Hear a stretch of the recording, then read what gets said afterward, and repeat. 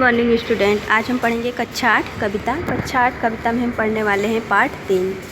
पाठ 3 जो कविता है उस कविता का नाम है चारुचंद की चंचल किरणें। इस कविता के रचयिता का नाम है मैथिली शरण गुप्त। मैथिली शरण गुप्त का जन्म 1886 ईस्वी में हुआ था और उनकी मृत्यु 1964 ईस्वी में हुई थी।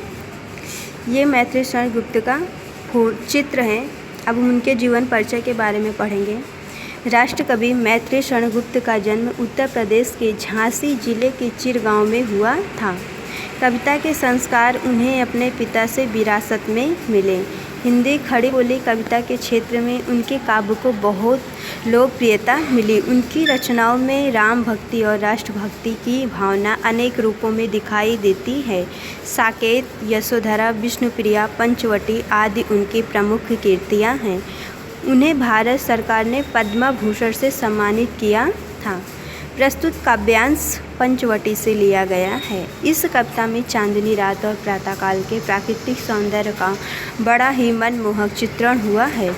वनवास के दौरान सीता, राम, लक्ष्मण पंचवटी में पर्णकुटी बनाकर रहे।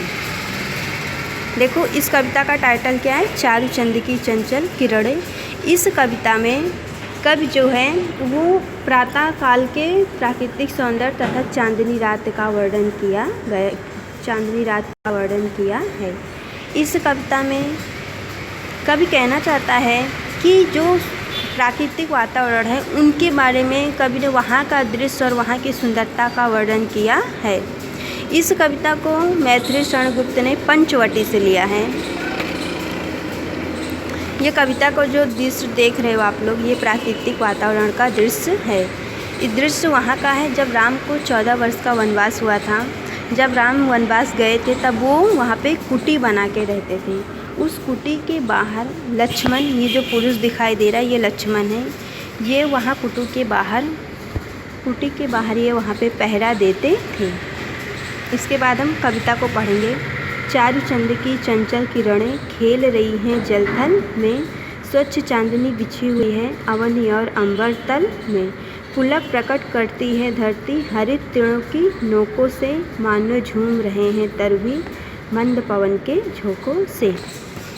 चलो इसके बाद हम इसका अर्थ पढ़ते हैं। चारुचंद की चंचल किरणें खेल रही हैं जल थल में। मनमोहक चंद्रमा की चंचल किरणें जल थल दोनों में खेल रही हैं। उसके बाद कवि क्या कह रहा है, स्वच्छ चांदनी बिछी हुई है अवनी और अंबर तल में। उसके बाद कवि कह रहा है धरती तथा आकाश में निर्मल चांदनी का प्रकाश फैला हुआ है। धरती तथा आकाश में निर्मल चांदनी का प्रकाश फैला हुआ है। हमारी पंचवटी की छाया में है सुंदर पर्णकुटी बना, उसके सम्मुख स्वच्छ शिला पर धीर वीर निर्भीक कमना। जाग रहा या कौन धनुधर जबकि भुवन भर सोता है, भोगी कुसुमायुध योगी सा बना दृष्टिगत होता है। देखो इसके बाद हम पढ़ रहे हैं पंचवटी की छाया में है सुंदर पर्णकुटी बना। 5 वृक्षों की सामूहिक छाया में एक सुंदर सी पर्णकुटी बनी हुई है। उसके सम्मुख स्वच्छ शिला पर धीर वीर निर्भीक कमना, जिसके सामने धैर्यवान बहादुर तथा निर्भीक हृदय वाला एक पुरुष साफ सुथरी चट्टान पर बैठा हुआ है। जाग रहा या कौन धनुधर जबकि भुवन भर सोता है। जब सारा संसार सो रहा है तब शिला पर बैठा हुआ या कौन धनुधर जाग रहा है। भोगी कुसुमायुध योगी सा बना दृष्टिगत होता है। उसके बाद कवि क्या कह रहा है, कामदेव जैसा दिखने वाला यह सुंदर भोगी पुरुष सन्यासी जैसा दिखाई दे रहा है। उसके बाद हम पढ़ेंगे तीसरी पंक्ति। तीसरी पंक्ति में कवि का क्या तात्पर्य है, किस व्रत में व्रती वीर या निंद्रा का यूं त्याग किए, राजभोग के योग विपिन में बैठा आज बैराग लिए। बना हुआ है प्रहरी जिसका उस कुटीर में क्या धन है, जिसकी रक्षा में रत इसका तन है मन है जीवन है। किस व्रत में व्रती वीर या निंद्रा का यूं त्याग किए। उसके बाद कवि कह रहा है यह वीर व्रती किस व्रत का पालन करते हुए निंद्रा का त्याग किए हुए है, राजभोग के योग विपिन में बैठा आज विराग लिए।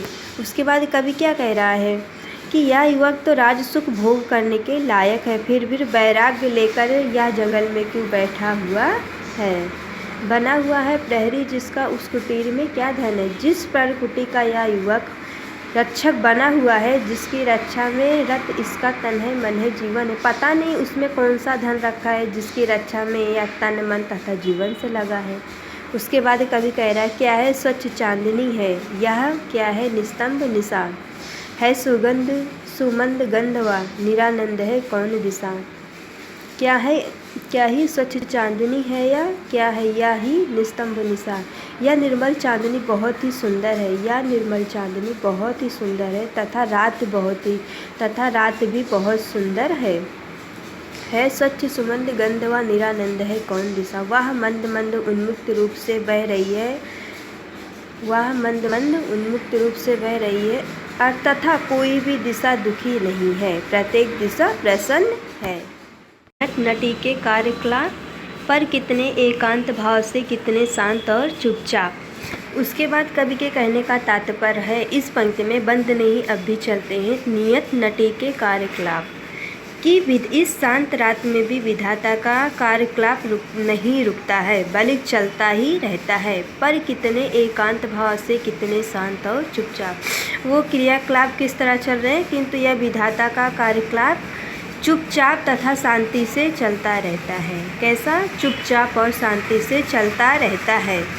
उसके बाद आगे वाली पंक्ति में कवि क्या कहना चाहता है बिखेर देती वसुधरा मोती सबके सोने पर, रवि बटोर लेता है उनको सदा सवेरा होने पर। उसके बाद कवि के कहने का तात्पर्य है बिखेर देती वसुधरा, वसुधरा का मतलब होगा धरती, कि सबके सो जाने पर धरती चारों ओर मोती बिखेर देती है बिखेर देती वसुधरा मोती सबके सोने पर। सबके सो जाने पर धरती चारों ओर मोती बिखेर देती है, किंतु सुबह होते ही सूर्य उन्हें बटोर लेता है। सबके सो जाने पर जो मोती बिखर जाती है, किंतु सुबह होते ही सूर्य उन्हें बिखेर देता है।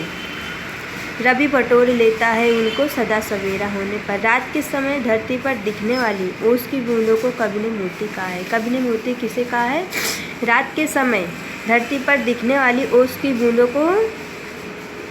बूंद को कवि ने मोती कहा है कि रवि बटोर लेता है उनको सदा सवेरा होने पर। सुबह होते ही सूर्य के प्रकाश के कारण ये बूंदें अदृश्य हो जाती हैं। सुबह होते ही सूर्य के प्रकाश के कारण ये बूंदें अदृश्य हो जाती हैं।